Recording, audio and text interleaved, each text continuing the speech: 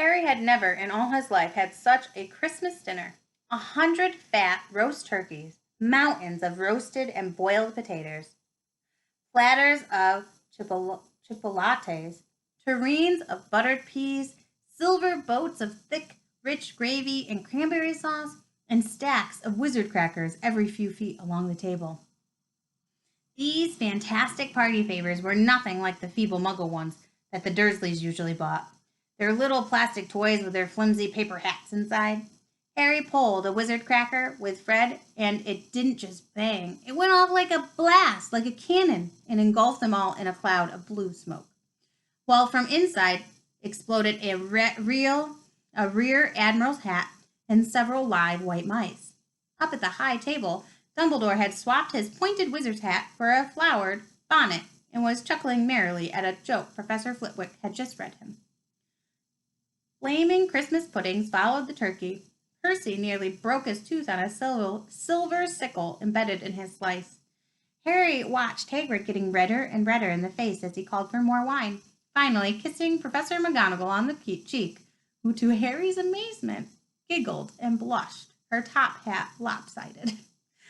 When Harry finally left the table, he was laden down with a stack of things out of the crackers, including a pack of non-explodable luminous balloons, grow your own warts kit, and his very own new wizard's chess set. The white mice had disappeared, and Harry had a nasty feeling they were going to end up as Mrs. Norris's Christmas dinner. Harry and the Weasleys spent a happy afternoon having a furious snowball fight on the grounds. Then, cold and wet and gasping for breath, they returned to the fire in the Gryffindor common room, where Harry broke out his new chess set by losing spectacularly to Ron. He suspected he wouldn't have lost so badly if Percy hadn't tried to help him so much. After a meal of turkey sandwiches, crumpets, trifle, and Christmas cake, everyone felt too full and sleepy to do much before bed, except sit and watch Percy chase Fred and George all over Gryffindor Tower because they had stolen his prefect badge. It had been Harry's best Christmas day ever, yet something had been nagging at the back of his mind all day. Not until he climbed into bed was he free to think about it. The invisibility cloak, and whoever had sent it. Ron, full of turkey and cake, and with nothing mysterious to bother him, fell asleep almost as soon as he'd drawn the curtains of his four-poster. Harry leaned over the side of his own bed and pulled the cloak out from under it. His father's. This had been his father's. He let the material flow over his hands, smoother than silk, light as air. Use it well, the note had said.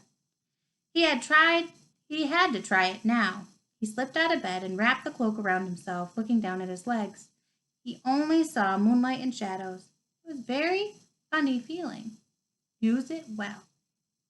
Suddenly, Harry felt wide awake. The whole of Hogwarts was open to him now with this cloak. Excitement flooded through him as he stood there in the dark and silence. He could go anywhere in this, anywhere, and Filch would never know. Ron grunted in his sleep. Should Harry wake him? Something held him back. His father's cloak. He felt that this time, the first time, he wanted to use it alone. He crept out of the dormitory, down the stairs, across the common room, and climbed through the portrait hole. Who's there? Squawked the fat lady. Harry said nothing. He walked quickly down the corridor. Where should he go? He stopped, his heart racing, and thought. And then it came to him. The restricted section in the library. He'd be able to read as long as he liked, as long as it took to find out who Flamwell was. He set off, drawing the invisibility cloak tight round him as he walked. The library was pitch black and very eerie. Harry lit a lamp to see his way along the rows of books. The lamp looked as if it was floating along in midair, and even though Harry could feel his arm supporting it, the sight gave him the creeps.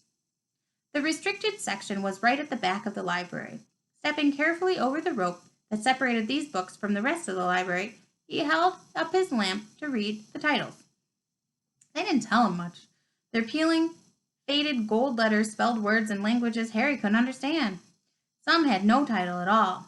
One book had a dark stain on it that looked horribly like blood.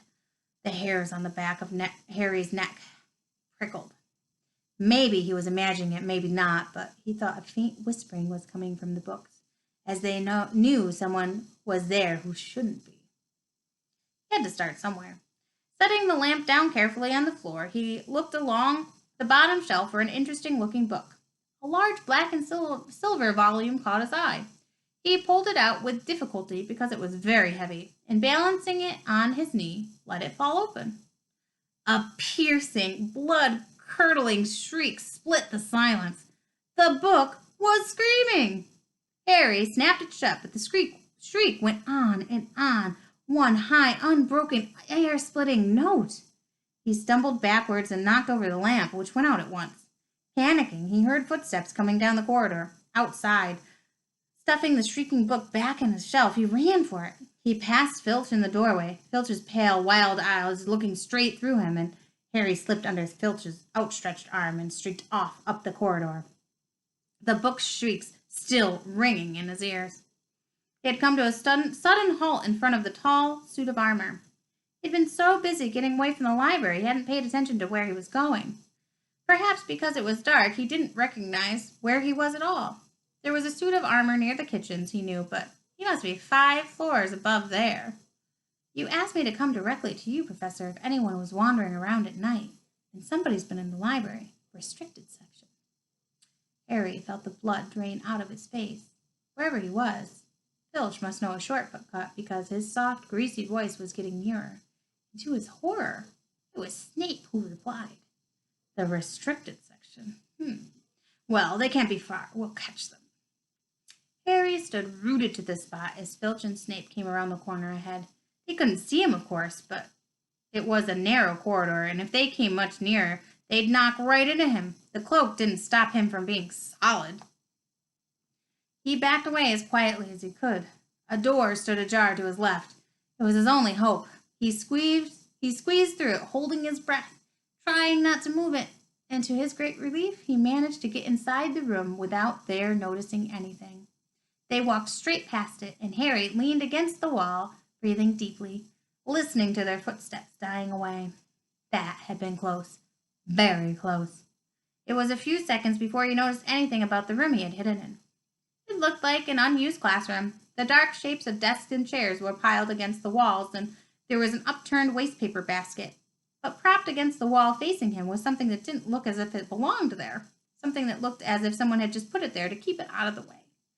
It was a magnificent mirror, as high as the ceiling, with an ornate gold frame, standing on 2 clawed feet. There was an inscription carved around the top. Irised stra, eru oit ub karuf ut an ussi. His panic fading now that there was no sound of Filch and Snape, Harry moved nearer to the mirror, wanting to look at himself, but see no reflection again. He stepped in front of it.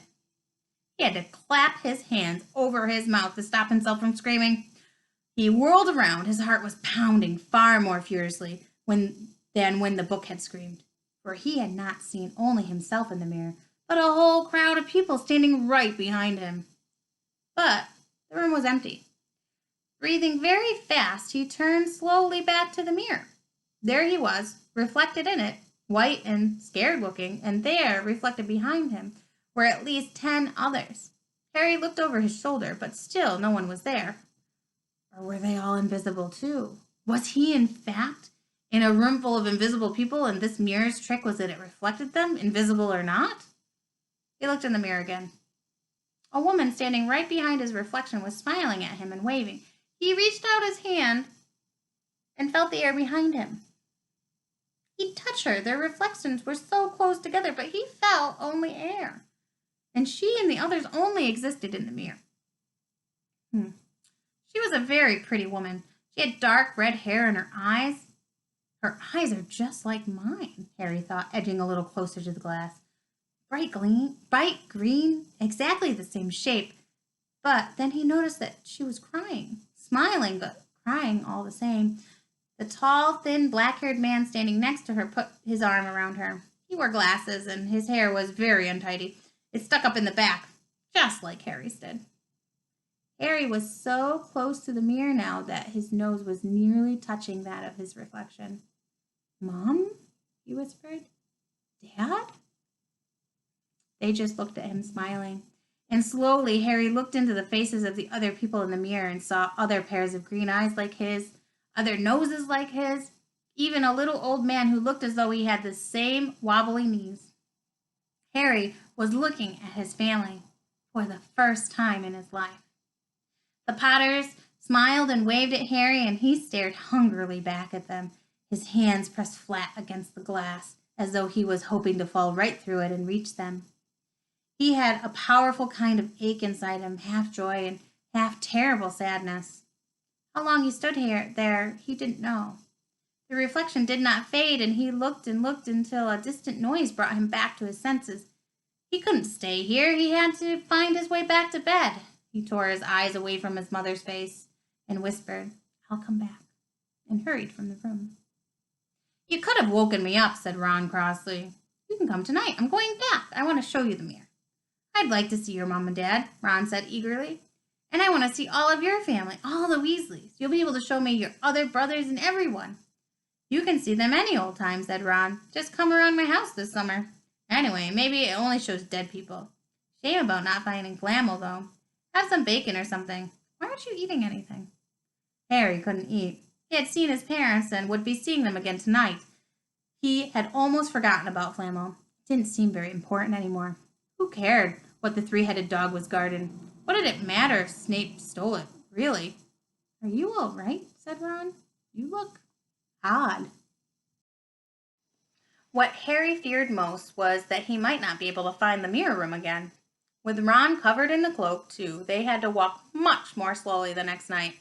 They tried retracing Harry's route from the library, wandering around in the dark passageways for nearly an hour.